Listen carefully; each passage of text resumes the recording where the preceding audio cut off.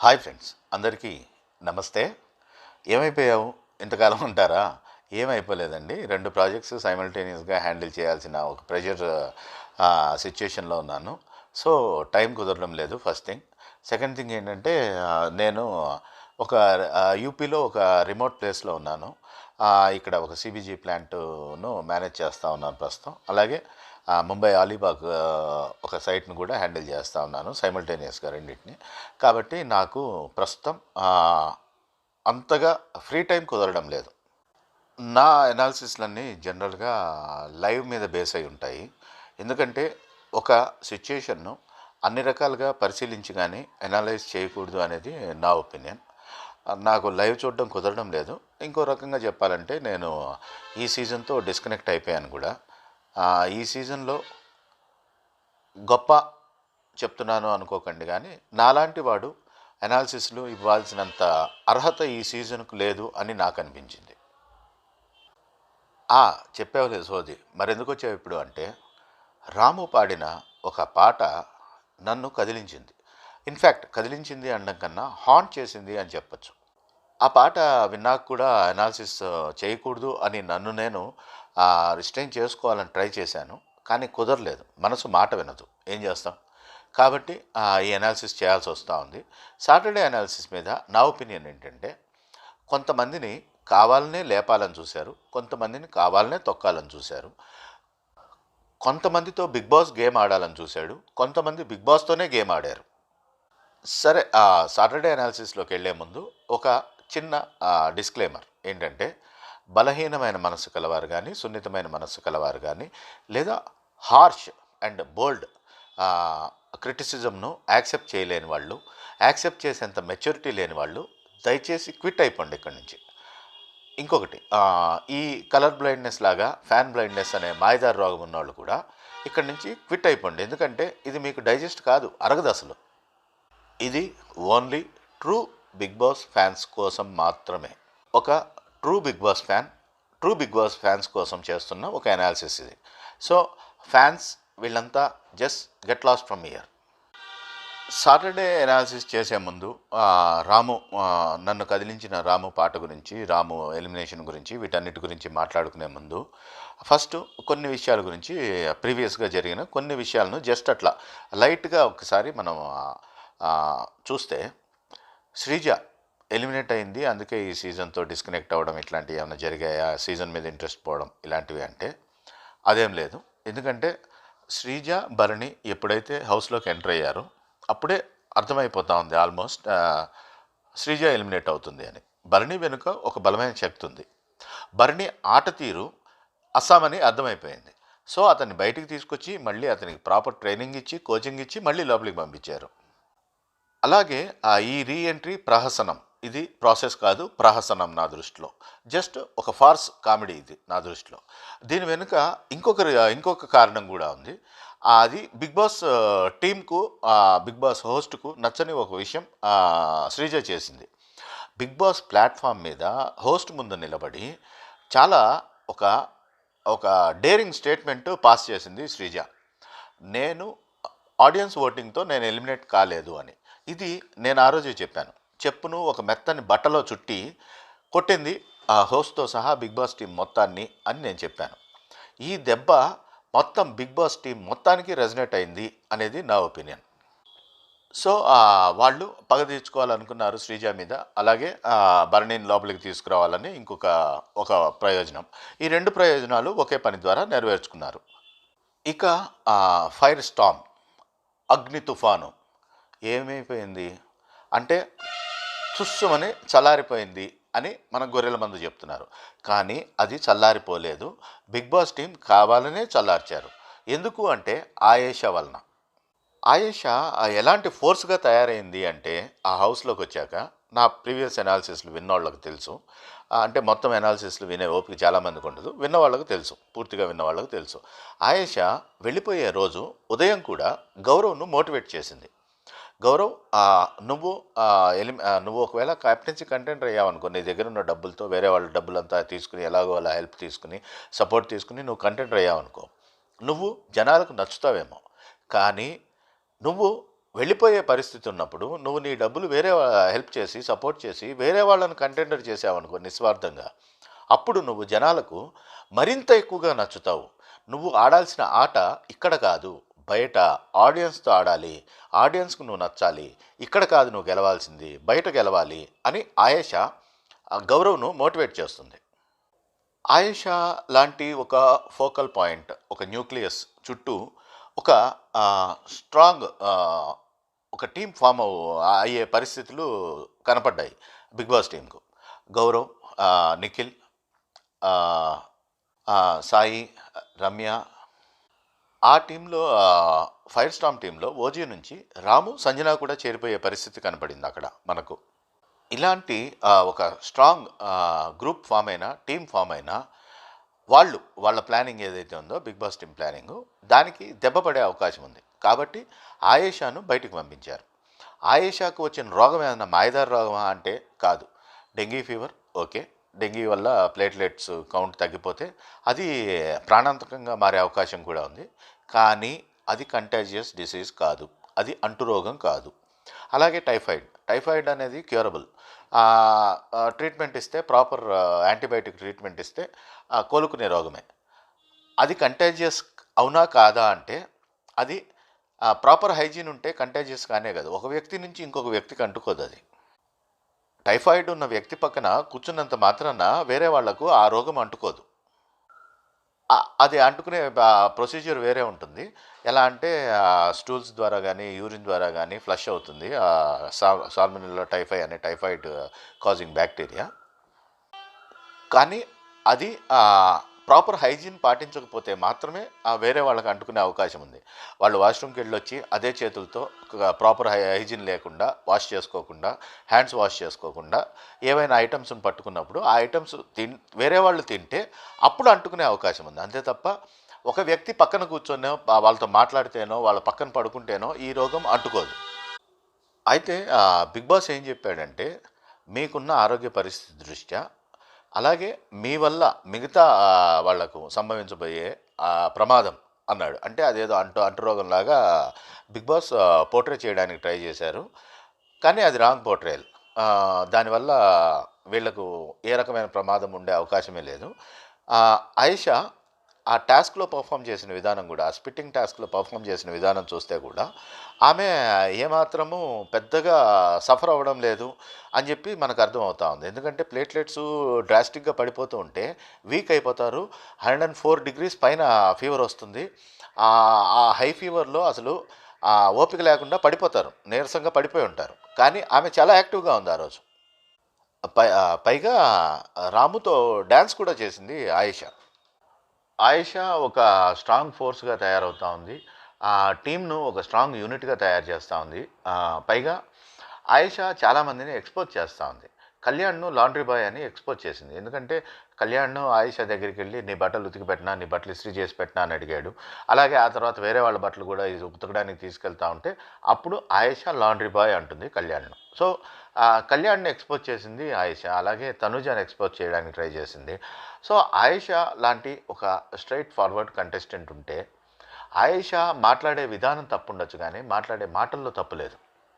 పైగా ఆయేషా మీద ఒక స్ట్రాంగ్ ఫెయిత్ వచ్చేసింది మిగతా ఫైర్ స్టార్ మెంబర్స్ అందరికీ. సో ఆయేషా చుట్టూ ఒక స్ట్రాంగ్ టీం ఫామ్ అయ్యే అవకాశం ఉంది. ఆ టీం ఫామ్ అయితే అవతల టీం ఎవరైతే ఉన్నారో తనుజ, భరణి, సుమన్, దివ్య, కళ్యాణ్, వీళ్ళందరినీ, ఇమాన్యుయల్, వీళ్ళందరినీ మామూలుగా తొక్కరు, బుల్డోజర్ తొక్కినట్టు తొక్కేసేవాళ్ళు. సో ఆయేషాను తప్పించారు. శ్రీజ ఒక స్ట్రాంగ్ ఇండివిజువల్ ప్లేయర్.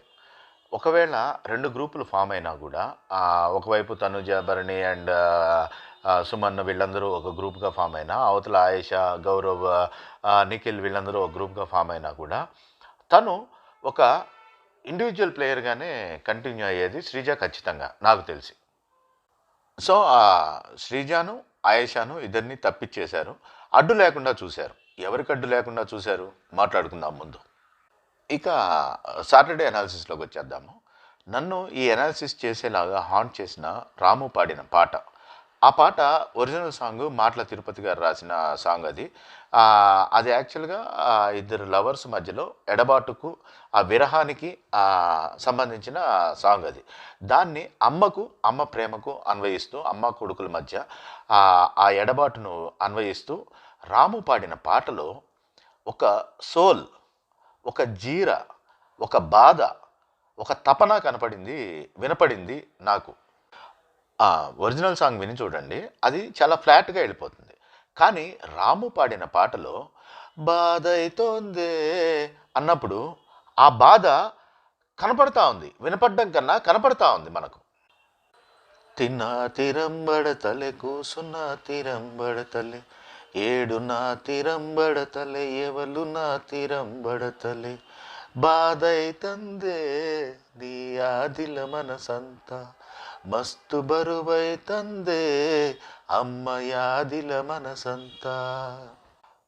ఎవరు పాడిన ఆ పాటను, ఆ ఎమోషన్స్ను అవి రెప్లికేట్ అవ్వవు ఎవరి దగ్గరైనా. ఎందుకంటే ఆ పాట ప్యూర్ ఎమోషన్. రాము ఎమోషన్ ఆ పాటలాగా బయటకు వచ్చింది. ఆ పాటలో ఆ పదాల కన్నా నా దృష్టిలో రాము ఎమోషన్స్ పలికాయి. ఆయేషా ఉన్నప్పుడు రాము వేరే రకంగా ఉన్నాడు. ఆయేషా వెళ్ళిపోయాక రాము వేరే రకంగా ఉన్నాడు. నా ఒపీనియన్. ఇది చూశాక నాకు మహాప్రస్థానం ముందు కొంపెల్ల జనార్దన్ రావు గారికి అంకితం ఇస్తూ, కొంపెల్ల జనార్దన్ రావు గురించి శ్రీశ్రీ గారు కొన్ని మాటలు రాశారు. మాటలు కాదు అవి, తూటాలు. అవి గుర్తుకొచ్చాయి నాకు. తలపోసినవేవి కొనసాగకపోగా పరివేదన బరువు కాగా అటు చూస్తే ఇటు చూస్తే ఎవరు చిరునవ్వు చేయుత ఇవ్వక మురికితనం కరుకుతనం నీ సుకుమారపు హృదయానికి గాయం చేస్తే అటుపోతే ఇటుపోతే అంతా అనాదరణతో అలక్ష్యంతో చూసి ఒక్కడిని చేసి వేధించారని బాధించారని వెక్కి ఏడుస్తూ వెళ్ళిపోయావా నేస్తం. దొంగలంజ కొడుకులు మసలే ఈ ధూర్తలోకంలో నిలబడజాలక తలవంచుకునే వెళ్ళిపోయావా నేస్తం. ఇక్కడ మీకు బూతు వినపడి ఉండొచ్చు, కానీ నేను దాన్ని బీప్ చేయదలుచుకోలేదు. ఎందుకంటే ఇవి మహాకవి శ్రీశ్రీ మాటలు. సాటర్డే ఎపిసోడ్లో స్టార్టింగ్లో శనివారం జరిగినవి ఒకసారి చూడండి అని నాగన్న చెప్పినప్పుడు మనకు సాయి భరణి గారితో అనే మాటలు చూపిస్తారు. మీకైతే ఇలాంటి కష్టం పగవాడికి కూడా రాకూడదు, మీది ఒక అన్ప్రెడిక్టబుల్ స్టోరీ అని అంటాడు సాయి. కానీ దీంట్లో తప్పెవరు చెప్పండి? భరణి స్వయంకృతాపరాధం ఇది. భరణి రీఎంట్రీ టైంలో దివ్యను ఇగ్నోర్ చేశాడు. కానీ తనుజను మాత్రం నువ్వు సూపరే అన్నాడు, హక్ చేసుకున్నాడు, ఆప్యాయంగా మాట్లాడాడు. దివ్య ఆ భరణిని వాడుకుంది. నిజం చెప్పాలంటే ఒక పద్మనాభ సింహలాగా వాడుకుని ఎందుకు వాడుకుంది అంటే అక్కడ తను వైల్డ్ కార్డ్గా వచ్చింది లోపలికి. అక్కడ మిగతా ఆల్రెడీ ఎగ్జిస్టింగ్ హౌస్మేట్స్తో ఒక రిలేషన్ మెయింటైన్ చేయాలి, వాళ్ళను తన వైపు నిలబడేలా చేసుకోవాలి. అలా చేసుకోవాలి అంటే అందరినీ తన గ్రిప్లోకి తెచ్చుకోవడం కష్టం.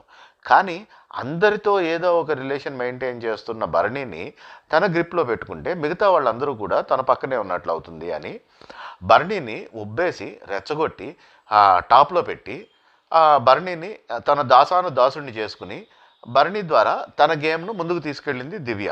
భరణిని లిటరల్గా ఒక పద్మనాభ సింహలాగా వాడుకుంది దివ్య. ఆ హాలూసినేషన్లో ఏ లెవెల్కి వెళ్ళిపోయాడంటే భరణి బయటికి వెళ్ళిపోయే వాళ్ళంతా అసలు ఇదంతా మన ప్రతాపమే అనే లెవెల్కి వెళ్ళిపోయాడు. ఎవరు ఎలిమినేట్ అయిపోయినా నాతో పెట్టుకున్నారు, బయటికి పోయారు అనే ఒక హాలూసినేషన్లోకి వెళ్ళిపోయాడు పాపం భరణి. మరి ఇప్పుడు ఈరోజు భరణిని చూస్తే నేను వెళ్ళిపోతాను అంటా ఉన్నాడు. అంటే ఆ లెవెల్ నుంచి ఈ లెవెల్కి తీసుకొచ్చేసింది పాపం దివ్య భరణిని. భరణికి బయట ఆయన గురువు ఒక గేమ్ ప్లాను, ఒక స్ట్రాటజీ చెప్పి ఒక కోచింగ్ ఇచ్చి లోపలికి పంపించారు. ఆ స్ట్రాటజీ ప్రకారం ఆడుకుంటూ ముందుకు వెళ్ళిపోతా ఉన్నాడు భరణి పాపం అమాయకంగా. అలాంటి భరణిని అతని గేమ్ ప్లాన్ మార్చి తన గేమ్ ప్లాన్లో పావును చేసుకుని అతని బతుకు బస్టాండ్ చేసేసింది దివ్య అనేది నా ఒపీనియన్. తర్వాత వాష్రూమ్లో రీతు తనుజాతో అనడం చూపిస్తారు మనకు. కళ్యాణం, ఇమ్ము, దివ్య ఒకటే అంటుంది రీతు. ఇక్కడ తనుజ ఆ మాటలను ఖండించదు. కళ్యాణ్ అలాంటి వాడు కాదు అని కానీ ఏమీ అందు. ఎందుకంటే ఇక్కడ తనుజకు కళ్యాణ్ మీద ఏ రకమైన పెద్దగా ఏమీ ఫీలింగ్స్ ఇట్లాంటివి ఏమి లేవు. అతని మీద పెద్దగా ఎఫెక్షన్ కానీ అభిమానం కానీ ఇట్లాంటివి ఏమీ లేవు. కేవలం ఒక స్ట్రాంగ్ పర్సన్ను తనకు తోడుగా ఉండాలి. ఉంటే టాస్కుల్లో ఎప్పుడైనా టీమప్ అయి ఆడాల్సి వస్తే తనకు ఒక స్ట్రాంగ్ టీమ్మేట్ దొరుకుతాడు అని చెప్పి మాత్రమే తనుజ కళ్యాణ్ను ప్రోత్సహిస్తోంది. ఫస్ట్లో చూస్తే మనం కళ్యాణ్ను తనుజ బ్రదర్ అంది. ఆ తర్వాత బ్రదర్ అనడం మానేసి కళ్యాణ్కు ఏం కావాలో తన నుంచి కళ్యాణ్ ఏం ఆశిస్తున్నాడో తనుజకు పూర్తిగా తెలుసు. చాలా క్లారిటీగా తెలుసు తనుజకు. కానీ ఆ మాటలను అంటే కళ్యాణ్కు తన మీద ఉన్న ఒపీనియన్ను కాదని రిజెక్ట్ చేయదు, అవునని యాక్సెప్ట్ చేయదు. యాక్సెప్ట్ చేయకుండా, రిజెక్ట్ చేయకుండా, కనిపించకుండా, అనిపించకుండా, వినిపించకుండా ఒక రకమైన విచిత్రమైన బంధాన్ని కొనసాగిస్తుంది తనుజ కళ్యాణ్తో. కేవలం తన అవసరాల కోసం ఉపయోగపడతాడు అనే ఒక అభిప్రాయంతో మాత్రమే అనేది నా ఒపీనియన్. ఇక్కడ ఉన్నది కేవలం వాడకమే. ఎమోషన్ కానీ బాండింగ్ కానీ అలాంటివి ఏమీ లేవు. తనుజ కళ్యాణ్ అమర ప్రేమ అని పిసికేసుకునే వాళ్ళకు చెప్పేది ఏంటంటే, నేను పిసుకోకండి, ఆపేయండి. ఎందుకంటే అక్కడ అమర ప్రేమ లేదు, ఆవకాయ లేదు. అక్కడ ఉన్నదల్లా కేవలం వాడకం మాత్రమే. అంటే తనుజ కళ్యాణ్ వాడుతుంది, కానీ కళ్యాణ్ మాత్రం తనుజ మీద ట్రూ ఎమోషన్స్ ఉన్నాయి. ఎక్కడున్నాయి ట్రూ ఎమోషన్స్? ట్రూ ఎమోషన్స్ ఉన్నాడు వెళ్ళి కూర్చోబెట్టి మాట్లాడతాడు కానీ నామినేట్ చేయాలంటాడా? లేదా ఇమ్ముతో రాత్రిపూట దుప్పటి కప్పుకుని తనుజ గురించి బ్యాక్ బిచ్చింగ్ చేస్తాడా? అవన్నీ చేస్తున్నాడు అంటే అర్థం ఏంటి? కళ్యాణ్కు కూడా తనుజ ఒక సాధనం మాత్రమే. ఆమెను కూడా ఆమెతో ఉన్న రిలేషన్ను కూడా కళ్యాణ్ వాడుకుంటున్నాడు అంతే. కళ్యాణ్ది వాడకమే, తనుజాది వాడకమే. ఇక్కడ బాండింగ్స్ బాదం పప్పులు ఇట్లాంటివి ఏం లేవు. పేర్లు మాత్రమే ఉన్నాయంతే. బాండింగ్ అనేది పేరుకు మాత్రమే, అంతే తప్ప ఆ బాండింగ్స్లో సోల్ కానీ, సిన్సియారిటీ కానీ, జెన్యున్నెస్ కానీ, ట్రూత్ కానీ ఏమాత్రం లేనే లేదు అనేది నా ఒపీనియన్. తర్వాత ఇంకొక కాన్వర్జేషన్ చూపిస్తాను మనకు. భరణి దివ్య మధ్యలో జరిగేది. దివ్య ఏదో భరణి బాండింగ్ గురించి బాధపడుతున్నట్టు కన్వే అవుతుంది మనకు ఆ కాన్వర్జేషన్లో. కానీ యాక్చువల్గా మనము నిన్న దివ్య తనుజాని తీసేశాక, ఎలిమినేట్ చేశాక కెప్టెన్సీ రేస్లోంచి, ఆ తర్వాత భరణి దివ్య మీద అరిచాక దివ్య వెళ్ళి కెప్టెన్ బెడ్ మీద పడుకుని అక్కడ నా మీద అరిస్తే నేను వెళ్ళి అడుగుతానా ఏంటి అని చెప్పి మాట్లాడుతుంది. ఆ మాట్లాడేటప్పుడు కానీ, ఆ ఎమోషన్స్లో కానీ, ఆ బాడీ లాంగ్వేజ్లో కానీ, ఆ జెస్చర్స్లో కానీ ఎక్కడ బాధ కనపడదు, ఒక ఎమోషన్ కనపడదు. ఒక బాండింగ్ నిజంగా అది నిజంగా ట్రూ అండ్ జెన్యున్ బాండింగ్ అయితే, ఆ బాండింగ్ బ్రేక్ అయితే మన బోన్స్ బ్రేక్ అయినంత బాధ కలుగుతుంది, మనసును మెలితిప్పి వేసే బాధ కలుగుతుంది. కానీ ఆ బాధ, ఆ ఎమోషను దివ్యలో ఏమాత్రం కనపడవు మనకు. అంటే దివ్య తరపు నుంచి కూడా ఆ బాండింగ్ అనేది ఫేక్ అంతే తప్ప ఏమాత్రం దాంట్లో ఆ సోల్ అనేది లేదు. అవసరానికి నటించే పాత్రదారులే తప్ప ఇక్కడ నిజంగా ఏమాత్రం ఎమోషన్స్, బాండింగ్స్ లేనే లేవు.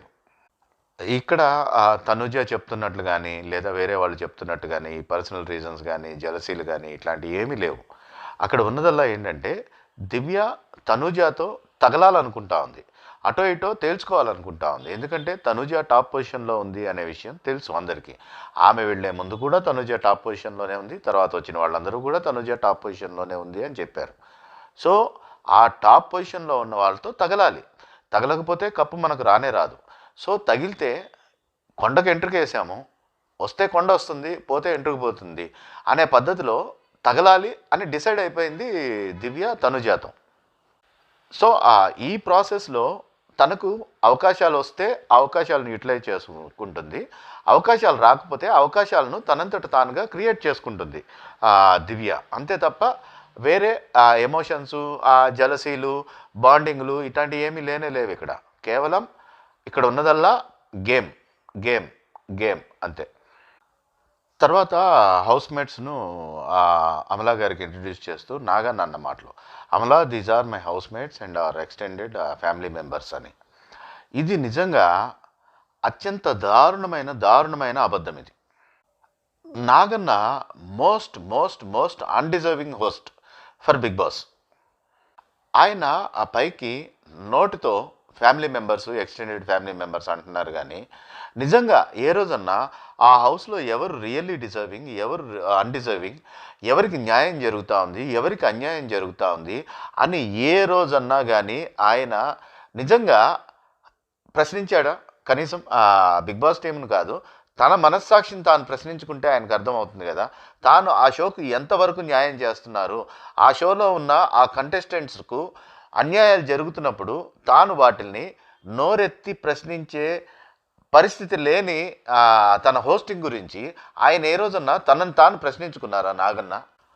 ఆయనకు కావాల్సిందల్లా షో షో జరగడం వల్ల, షోకు తాను హోస్ట్‌గా ఉండడం వల్ల వాళ్ళు సెట్ వాళ్ళ స్టూడియోలో వేస్తే వచ్చే రెవెన్యూ, దానికి తను హోస్ట్‌గా ఉండడం వల్ల వచ్చే రెమ్యునరేషను, నెక్స్ట్ దానివల్ల వచ్చే అడిషనల్ బెనిఫిట్స్, ఇలా తన మూవీ ప్రమోషన్సు, తన వేరే మూవీస్ కూడా ప్రమోషన్స్ చేసుకోవడము, ఇట్లా ఈ బెనిఫిట్స్ అన్నీ చూసుకుంటున్నారు తప్ప ఏ రోజన్నా ఆయన ఆ షో పట్ల కమిట్మెంట్‌తో ప్రవర్తించారా? ఆయనకు ఆ షో పట్ల ఏమైనా నిబద్ధత ఉందా? అంకితభావం ఉందా ఆయనకు? తెలుగు ప్రజలు అభిమానించి ఆయన్ను ఒక స్థాయిలో నిలబెట్టారు. ఆ తెలుగు ప్రజలను అవమానించేలా ప్రవర్తిస్తున్నారు ఆయన. అలాగే 'బిగ్ బాస్' అభిమానులు ఆయన్ను హోస్ట్‌గా అభిమానిస్తున్నారు. కానీ ఆయన ఆ అభిమానులకు తిరిగి ఏమిస్తున్నారు? 'బిగ్ బాస్' అంటే ఒక శారీరక, మానసిక వ్యక్తిత్వ వికాస కేంద్రం అని ఆయనే అన్నారు ఆయన నోటి నుంచి. కానీ యాక్చువల్‌గా ఆయనకు శారీరక, మానసిక వ్యక్తిత్వ వికాసం అవసరం ఉంది అనేది నా ఒపీనియన్. ఆయన ఒక ఈ షోకు హోస్ట్‌గా, ఒక రియాలిటీ షోకు హోస్ట్‌గా మిజరబుల్లీ ఫెయిల్డ్ ఆయన. మిజరబుల్ ఫెయిల్యూర్ ఆయన. ఆ షో ఆర్గనైజర్స్‌తో తాను మంచిగా ఉంటే, తనకు వనగూరే ప్రయోజనాలు, తన బెనిఫిట్స్, వీటితో మాత్రమే ఆయనకు ఇది ఉంది. అంతే తప్ప ఆ షో పట్ల ఆయనకు ఏమాత్రం గాని కమిట్మెంట్ లేనే లేదు అనేది నా ఒపీనియన్. ఆయనకు ఏమాత్రం మినిమమ్ కామన్ సెన్సు, సెన్సిబిలిటీ ఉన్నా కూడా ఆ షోలో జరుగుతున్న అన్యాయాలను ఖచ్చితంగా అరికట్టాలి ఆయన. ఆయన ప్రశ్నించాలి. ఇలా మీరు చేస్తూ ఉంటే, నేను ఈ షోకు హోస్ట్‌గా ఉంటే నాకు అవమానం అని చెప్పాలి ఆయన. కానీ ఆ అవమానం కూడా ఓకే గానీ, ఆ హోస్టింగ్ వల్ల వచ్చే ప్రయోజనాలు మాత్రం నాకు కావాలి అని ఆయన బిహేవ్ చేస్తున్నారు అనేది నా ఒపీనియన్. నా ఇమేజ్ డ్యామేజ్ అయినా పర్వాలేదు, నాకు వచ్చే ఈ కమర్షియల్ బెనిఫిట్స్ మాత్రమే నాకు అవసరం అని ఆయన ప్రవర్తిస్తున్నారు అనేది నా ఒపీనియన్. శ్రీజ ఎలిమినేషన్ జరిగినప్పుడు ఇలా ఎలా ఎలిమినేట్ చేస్తారు అని అడగాలి కదా, అడగలేదు. తనుజకు ఆ పవర్ వచ్చినప్పుడు ఇలా సంచాలకత్వం ఎలా చేస్తుంది మాధురి అని అడగచ్చు, అడగలేదు. కళ్ళు కాకులు ఎత్తుకుపోయాయా అని అడుగుతున్నాను. నీ కళ్ళ ముందే అన్యాయం జరుగుతూ ఉంటే, నిన్ను ఒక రకంగా ఫూల్‌ని చేస్తూ ఉంటే, కనీసం ప్రశ్నించలేకపోతే ఎందుకు? నీకున్న ఇమేజు, నీకున్న స్టేటస్సు, నీకు ఈ ప్రజల్లో ఇంత వెలకట్టలేని అభిమానం, ఇవన్నీ ఎందుకు? నాలుక గీసుకోవడానికా? ఈరోజు సాటర్డే ఎపిసోడ్‌లో కూడా మినిమమ్ సెన్సిబిలిటీ లేకుండా హోస్టింగ్ చేశారు. సుమన్ ఏమో లివింగ్ రూమ్‌లో అందరి ముందు అడుగుతారా? సుమన్ ఏం చేశాడు? సుమన్‌ని అడిగారు. నీకు క్యాప్టెన్సీ కంటెండర్ అయిపోతావు డైరెక్ట్‌గా ప్రతి వీకు. అయితే భరణి ఇలా నీకు సాక్రిఫైస్ చేయాలి ఫ్యామిలీ వీక్‌లో, ఫ్యామిలీ రాకుండా అంటే, సుమనన్న నో అన్నాడా? నో అనలా. భరణి వైపు చూశాడు. భరణి వైపు చూస్తే భరణి కళ్ళల్లో ఆరాటం కనపడింది సుమనన్నకు. కొంపతీసి అవునంటావా ఏంటి అని. కాబట్టి కాదు అన్నాడు. మరి ఆ తర్వాత ఇమ్మును ఎక్కడికి తీసుకెళ్లారు? బయటికి తీసుకెళ్ళి బయట అక్కడ అడిగారు. అదే ఇమ్మును కూడా లివింగ్ రూమ్‌లో అందరి ముందే అడిగుంటే గౌరవ్ వైపు చూసేవాడు కదా ఇమ్ము కూడా. గౌరవ్ కళ్ళల్లో ఆ ఆరాటం కనపడేది కదా. గౌరవ్ క్వెషన్ చేసేవాడు కదా. బ్రో ఇది నాకు చాలా ఇంపార్టెంట్ బ్రో అని చెప్పేవాడు కదా. చెప్తే ఆ నిర్ణయం తీసుకోగలిగేవాడా ఇమ్ము? నా గర్ల్ ఫ్రెండ్ నుంచి వచ్చిన ఆడియో మెసేజ్ నాకు ఇంపార్టెంటు. ఆ అవతలోడి పవర్ పోతే పోయింది. వాడు ఎలా పోతే నాకెందుకు అని స్వార్థంగా అలాంటి ఆ సెల్ఫిష్ డెసిషన్ తీసుకోగలిగేవాడా ఇమ్ము? తీసుకోలేకపోయేవాడు కదా. మరి ఇమ్మును ఎందుకు బయటికి తీసుకెళ్లారు? సరే, ఆ ఇమ్మును బయటికి తీసుకెళ్లారు. ఆ తర్వాత అది మరింత కామెడీ నిజంగా. తనుజని అడిగారు, తనుజ కాదంది. ఆ తర్వాత కళ్యాణ్ని పిలిచారు. కళ్యాణ్ పిలిచాక కళ్యాణ్కి చెప్పారు. కళ్యాణ్కి చెప్తే కళ్యాణ్ ఓకే అన్నాడు. మళ్ళీ తనుజని బయటికి పిలిచారు. మరి ఇవన్నీ గౌరవ్కి ఎందుకు చేయలేదు? గౌరవ్కు ఆ అర్హత లేదా? గౌరవ్ కంటెస్టెంట్ కాదా? గౌరవ్ పనికిరాడా? లేకపోతే ఈయన కళ్ళు కాకులు ఎత్తుకుపోయాయా? కళ్ళతో పాటు ఆ బుర్రలో ఉన్న మెదడు కూడా కాకులు ఎత్తుకుపోయాయా? Minimum sensibility, minimum common sense ఉండక్కర్లేదా మనిషి అన్నోడికి? వాడికి ఎందుకు అలా చేస్తున్నావు, వీడికి ఎందుకు ఇలా చేస్తున్నావు అని క్వశ్చన్ చేయాలి కదా హోస్ట్గా. ఈ మాత్రం హోస్టింగ్ ఊడబడవడానికి ఈయన ఎందుకు? దారిని పోయి ఏ పనికిమాలినోడిని తెచ్చి అక్కడ నిలబెట్టినా కూడా అదే పని చేయగలడు కదా. దానికి ఈయన కావాలా? రాముకు ఏవి వేయలేదు. ఏవి వేయకపోవడానికి కారణం వాళ్ళు చెప్పింది ఏంటి? అది అన్ఎక్స్పెక్టెడ్ అని. ఇక్కడ ఒక విషయాన్ని మనం సరిగ్గా అబ్జర్వ్ చేసి చూస్తే, కళ్యాణ్ను బయటికి పిలిచినప్పుడు ఒక మాట అన్నారు హోస్ట్ గారు. ఏమన్నారు? నీ విష్ లిస్ట్లో ఒకటి అని. ఏది? చికెను, మటను వీక్ అంతా కావాలి అనేది నీ విష్ లిస్ట్లో ఒకటి అన్నారు. అంటే ఆ విష్ లిస్ట్ అనేది comprising of more than one wish. అంటే ఒకటి కన్నా ఎక్కువ విషెస్తో కూడిన ఒక లిస్ట్ అది విష్ లిస్ట్ అనేది. అంటే దాంట్లో 4 ఉండొచ్చు, 5 ఉండొచ్చు, 10 ఉండొచ్చు, 30 ఉండొచ్చు. కానీ తనుజాకేమో వాళ్ళ సిస్టర్ ఆడియో మెసేజా, కళ్యాణ్కేమో వారం అంతా చికెన్ మటన్ తినడమా? చూసేవాళ్ళు ఏమనుకుంటారు కళ్యాణ్ను? అంటే నేను చెప్తుంది జస్ట్ టీవీలో ఆ 1 అవర్ ఎపిసోడ్ను ఒక పాస్ టైం లాగా చూసేవాళ్ళు. వాళ్లకు ఏ ఒపీనియన్ ఫామ్ అవుతుంది కళ్యాణ్ మీద? మిగతా వాళ్ళందరూ బంధాలు అనుబంధాలకు విలువిస్తున్నారు. ఈ కళ్యాణ్ ఏమో చికెను మటన్ అడుగుతున్నాడు. ఏం మనిషిరా అనుకోరా? అలాంటి ఒక ఒపీనియన్ను ఇంప్లాంట్ చేయాలనుకుంటున్నారా జనరల్ ఆడియన్స్ దృష్టిలో కళ్యాణ్ గురించి? కళ్యాణ్ విష్ లిస్ట్లో వేరేవి కూడా ఉండుంటాయి కదా. వాటిల్లోంచి దీన్ని సెలెక్ట్ చేయడం ఏంటి? అంటే ఇదంత ఇంపార్టెంటా కళ్యాణ్కి కానీ లేకపోతే బిగ్ బాస్ టీంకి కానీ? వీళ్లకు ఇద్దరికి ఎందుకు అంత స్పెషల్ ట్రీట్మెంట్ ఇచ్చారు బయటికి పిలిచి? తనుజాకు మాత్రం. తనుజాను ఒప్పించాలి అనుకున్నారు. తనుజ కళ్యాణ్ నామినేట్ అయినా పర్వాలేదు, నాకు నా ఫ్యామిలీ నుంచి అంటే నా సిస్టర్ నుంచి వచ్చే ఆడియో మెసేజ్ కావాలి అనే మాట తనుజ నోట్ నుంచి వినాలి అనుకున్నారు వాళ్ళు. ఇది బిగ్ బాస్ ఆడిన ఆట. బిగ్ బాస్ ఆడిన ఆటను తనుజ చాలా తెలివిగా తిప్పికొట్టింది. అందుకే తాను ఆ ఆడియో మెసేజ్ వద్దు అని చెప్పింది. ఇక్కడ 2 ప్రయోజనాలు ఉన్నాయి తనుజాకు దాన్ని రిజెక్ట్ చేయడం వల్ల. ఒకటి, కళ్యాణ్ నుంచి తాను ఆబ్లిగేషన్ తీసుకోవడం లేదు, కళ్యాణ్ను సాక్రిఫైస్ చేయడం లేదు, కళ్యాణ్ను 2 వారాలు నామినేషన్స్లో పెట్టడం అనే రిస్క్లో కళ్యాణ్ను పెట్టి తాను తన స్వార్థం కోసం ఒక ఆడియో మెసేజ్ కోరుకోవడం లేదు అని ఒక మంచి పేరు రావడం ఒకటైతే, నెక్స్ట్ కళ్యాణ్ అక్కడ అన్న మాటలు ఏంటంటే ప్రతి వీక్ నామినేషన్స్లో ఉంటేనే మనం విన్నింగ్ పొజిషన్కి వెళ్తాం అన్నట్లుగా ఒక మాట అంటాడు. సో ఆ అవకాశాన్ని కళ్యాణ్కి ఇవ్వకూడదు అంటే కళ్యాణ్ నామినేషన్స్లోకి వెళ్ళే అవకాశాన్ని తిప్పికొట్టాలి అంటే తను ఆడియో మెసేజ్ తీసుకోకూడదు. ఇది తనుజ తెలివితేటలు. తనుజాకి ఇంత తెలివితేటలు ఉన్నాయా అంటే, తనుజాను మీరు సరిగ్గా గమనించండి, ఆమె కనుబొమ్మలు ఎప్పుడు ముడిపడే ఉంటాయి. అంటే అవి ఒక డీప్ థింకింగ్కు ఒక ఫేషియల్ జెస్చర్. అది కనుబొమ్మలు ఎప్పుడు ముడిపడి ఆ నొసలు అట్లా ముడిపడి ఉంది అంటే చాలా డీప్ థింకింగ్లో ఉన్నట్లు. ఆ డీప్ థింకింగ్లో ఎప్పుడూ ఉంటుంది తనుజ రాము ఎలిమినేట్ అయినప్పుడు తనుజ ఫస్ట్ ఏమంటుంది? అమ్మ నాన్న అడిగినట్టు చెప్పు అంటుంది.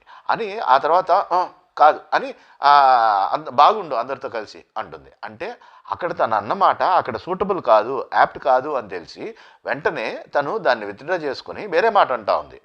అంటే అంతగా ఆలోచిస్తూ ఉంటుంది తనుజ. కాబట్టే నామినేషన్స్లో తనుజ అంతగా స్పాంటేనియస్గా కౌంటర్స్ ఇవ్వగలుగుతూ ఉంటుంది. ఎందుకంటే ఆమె ఎప్పుడూ ఆలోచిస్తూనే ఉంటుంది. పైగా ఇప్పుడు దివ్య తనుజాన్ని తీసేశాక ఏడుస్తుంది, వెళ్ళి పడుకుంటుంది, దుప్పటి కప్పుకుని ఏడుస్తుంది కాసేపు. కానీ ఆ ఏడ్చినంతసేపు ఆమె ఆలోచిస్తూనే ఉంది. ఎందుకంటే అక్కడ ఏడవడం అనేది జరగగానే తర్వాత ఇమ్మీడియట్గా వచ్చి బర్నీ గారి దగ్గర కూర్చుంటుంది తనుజ.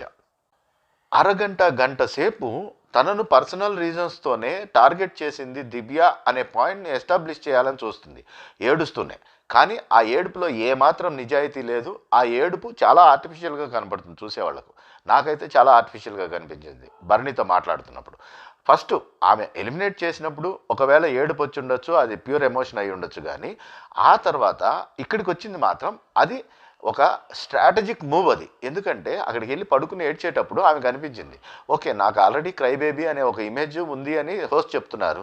ఇప్పుడు నేను మళ్ళీ ఏడుస్తున్నాను, ప్రతిసారి ఇలాగే ఏడుస్తున్నాను అంటున్నారు. సో నాకు ఒక స్పోర్టివ్ స్పిరిట్ లేని ఒక సెల్ఫిష్ పర్సన్ కానీ, లేకపోతే ఓటమిని అంగీకరించలేని ఒక పర్సన్గా కానీ నేను ఒకవేళ ఏమన్నా పోట్రీ అవుతానా అనేసి మళ్ళీ బయటకు వచ్చి అదే పనిగా భరణి గారి దగ్గర తనను టార్గెట్ చేశారు అని ఒక విక్టిమ్ కార్డ్ ప్లే చేయాలని చాలా ట్రై చేస్తుంది తనుజ. గంట సేపు మాట్లాడుతుంది.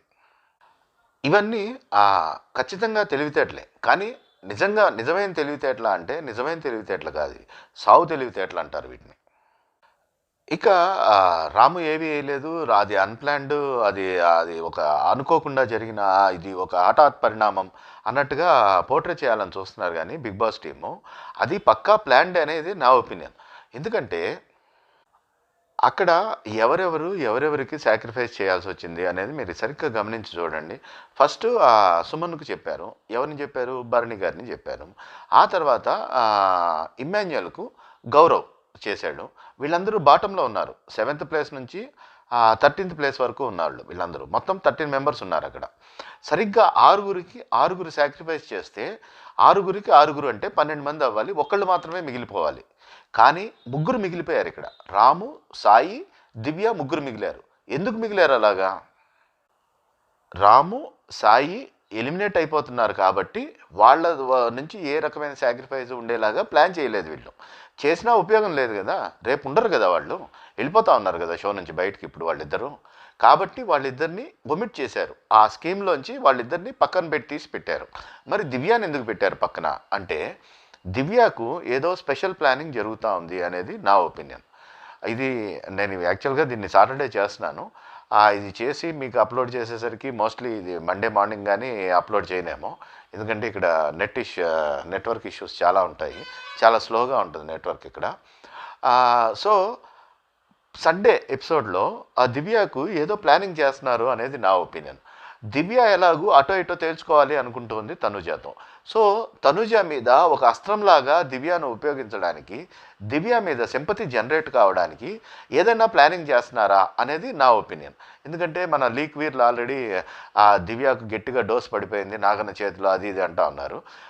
మన జనరల్ ఫిలాసఫీ ఏంటంటే, మన బిగ్ బాస్లో ఎవరికైతే హోస్ట్ నుంచి డోస్ పడుతుందో వాళ్లకు జనాల్లో సింపతి పెరుగుతుంది, జనాల్లో ఓట్ బ్యాంకు పెరుగుతుంది అనేది జనరల్ ఫిలాసఫీ కాబట్టి, బిగ్ బాస్ ఫిలాసఫీ కాబట్టి. సో ఆ రకంగా ఏమన్నా దివ్యాన్ని లేపుదామని ట్రై చేస్తున్నారా అనేది నాకు ఉన్న ఒక డౌట్. అక్కడ తనుజకు ఆ ఓట్ బ్యాంకు ఎనార్మస్గా ఉంది, అది కనపడతా ఉంది మనకు. సో తనుజాతో అటో ఇటో తేల్చుకుందాము, ఐసా పైసా తేల్చుకుందాము అనుకునే వాళ్ళు ఎవరు కనపడటం లేదు. ఇమ్ము, కళ్యాణ్ ఇద్దరు గోడ మీద పిల్లుల్లానే ఉన్నారు తప్ప అటో ఇటో దూకేద్దాము, ఏదో ఒక సైడ్ తేల్చుకుందాము అనే దీంట్లో వాళ్ళు ఇంకా లేరు. సో దివ్య మాత్రం డైరెక్ట్గా కన్ఫ్రంట్ చేస్తూ ఉంది తనుజాను. సో దివ్యాను ఒకసారి ట్రై చేసి చూద్దామని ఏమన్నా ప్రయత్నిస్తారా అనేది ఒక చిన్న డౌట్ ఉంది. అది సండే ఎపిసోడ్ చూస్తే కానీ తెలీదు. సండే ఎపిసోడ్ ఎలా ప్లాన్ చేశారనేది సండే ఎపిసోడ్ చూశాక, నెక్స్ట్ నామినేషన్స్ చూశాక, సో ఒక 1 వీక్ చూస్తే కానీ మనకు అర్థం కాదు దివ్య మీద బిగ్ బాస్ ప్లానింగ్ ఎలా ఉంది అనేది. సుమన్ అన్న హీరో ఆఫ్ ద వీక్, అది చాలా క్లిష్టతరమైన సీక్రెట్ టాస్క్. అసలు ఆ టాస్క్ను మామూలు మనుషులు ఎవరు పర్ఫామ్ చేయలేరు, నువ్వు కాబట్టి చేసావు సుమన్ అన్న అన్నారు హోస్ట్. ఎలా అనగలుగుతారండి ఈ మాటలన్నీ? అసలు మీ నోట్లోంచి ఆ మాటలన్నీ వస్తూ ఉంటే చూడడానికి, వినడానికి చాలా కంపరంగా, అసహ్యంగా ఉంటా ఉంది.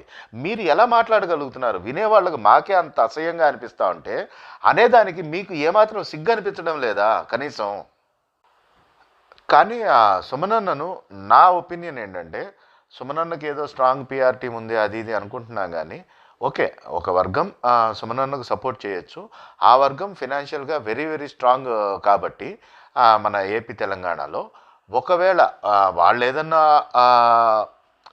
లోపాయకారిగా స్ట్రాంగ్గా సపోర్ట్ చేస్తే సుమనన్న ఏమన్నా పైకి వెళ్ళే అవకాశం ఉందేమో కానీ, లేకపోతే ఒకవేళ సుమనన్నను బిగ్ బాస్ టీమే లేపుతా ఉంటే మాత్రం సుమనన్నను కేవలం దీనికే వాడుకుంటున్నారు అంతే. ఎందుకంటే ఆయన మీద చేసిన రీల్స్ అవి వైరల్ అయ్యాయి, ఆ తర్వాత ఇంకొన్ని చేసి చూశారు, అవి ఇంకా వైరల్ అయ్యాయి. కాబట్టి అలా వాడుకుంటున్నారు అంతే సుమనన్నను, అంతే తప్ప ఇది కేవలం వాడకమే. ఆ తర్వాత టాప్ 6 వరకు సుమనన్నను ఉంచుతారా అంటే, ఒకవేళ ఇవి ఇదంతా బిగ్ బాస్ టీమ్ క్రియేషనే అయితే మాత్రం సుమనన్నను టాప్ 6 వరకు ఉంచరు. వాళ్ళు చేస్తున్న ఆ ప్రాపగాండా అంతా వాళ్ళు విత్డ్రా చేసేసుకున్నారంటే సుమనన్న డామ్ అని పడిపోతాడు, ఆకాశం నుంచి పాతాళానికి డామ్ అని పడిపోతాడు. అప్పుడు సుమనన్న టాప్ 6కి వెళ్ళడు. టాప్ 6లో అయితే సుమన్, రీతు, డెమన్ వీళ్ళ ముగ్గురులో ఇద్దరే ఉంటారు. అది ఏ ఇద్దరు అనేది ఇంకొన్ని రోజులు ఆగితే కానీ చెప్పలేము. కానీ ఖచ్చితంగా ఈ ముగ్గురులో ఇద్దరే ఉంటారు అనేది నా ఒపీనియన్. ఆ ఒకళ్ళు ఎవరైతే బయటకు వస్తారో ఆ ప్లేస్లోకి దివ్య వెళ్తుంది అనేది నా ఒపీనియన్. మీరేమంటారు దీని గురించి? అయితే ఇక నుంచి నా అనాలిసిస్లో ఏమైనా కంటిన్యూ అవుతాయా అవ్వవా అంటే, కంటిన్యూ చేయడానికి ట్రై చేస్తాను. సాటర్డే ఎపిసోడ్ మీద అయితే ఖచ్చితంగా చేయడానికి ట్రై చేస్తాను, ఎందుకంటే సండే ఫ్రీ టైం ఉంటుంది కాబట్టి. కానీ నెట్వర్క్ ఇష్యూస్ ఉంటాయి కాబట్టి నేను సాటర్డే దాన్ని సండే ఒకవేళ రికార్డ్ చేసినా దాన్ని నేను అప్లోడ్ చేయడానికి మీకు మండే మార్నింగ్కి కానీ అది ఎఫెక్టివ్గా మిమ్మల్ని రీచ్ అవ్వదు. సో మండే మార్నింగ్కే షెడ్యూల్ చేస్తాను జనరల్గా. సో అలా ముందుకు సాగుదాం.